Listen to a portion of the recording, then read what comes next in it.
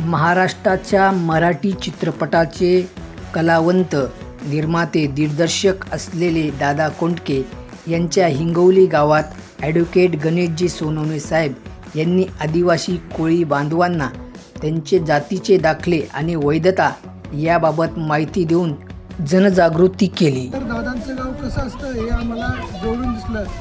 असे लोक कमी असतात की जे एका हातीवर तयार असतात.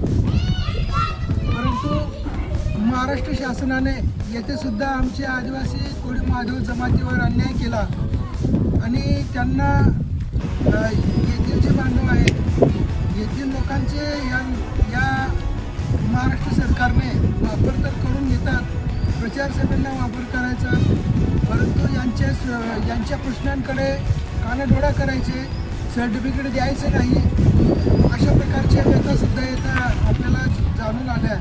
म्हणून या गावातल्या बांधवांना मी हितगुज केले आणि त्यांना सांगितले की तुमचे सर्टिफिकेट तुम्ही SDOकडे टाका.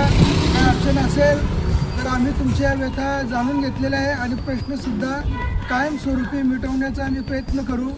आणि यानंतर आम्ही जे 11 जून 2026 रोजी या अडचणीच्या संदर्भामध्ये आयुक्त कार्यालयाला TRTI या संस्थेचे आयुक्त जे आहेत यांच्याशी आम्ही उद्याला हितगुज करणार आहोत आणि आपले प्रश्न शासन दरबारी मंत्रालयापर्यंत आम्ही पोहोचवण्याचा प्रयत्न करणार आहोत आणि पोहोचवून हा प्रश्न कायमस्वरूपी मिटावा म्हणून शासनाकडून कायमस्वरूपी कोडी नोंदीवरून आमचे प्रकरण रद्दच करू नये आणि आमचे सामाजिक दर्जा हा जो भाग आहे हा सह्याद्रीच्या पायथ्याशी असलेला भाग आहे आणि येथील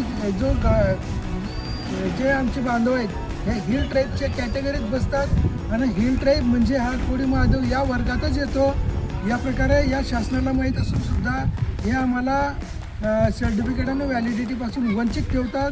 म्हणून त्यांना जाब विचारण्यासाठी आम्ही उद्याला जाणार आहोत. तरी जास्तीत जास्त संख्येने येथील बांधवांनी उद्याला सहभाग नोंदवणार असं त्यांनी सांगितलेलं आहे. आपण त्यांचे प्रश्नांचं किंवा समाजाचा प्रश्न मिटवण्यासाठी या बांधवांनी दिलेला सहयोग हा खरंच प्रशंसनीय आहे. मी यांचे सर्वांचे आभार व्यक्त करतो. धन्यवाद.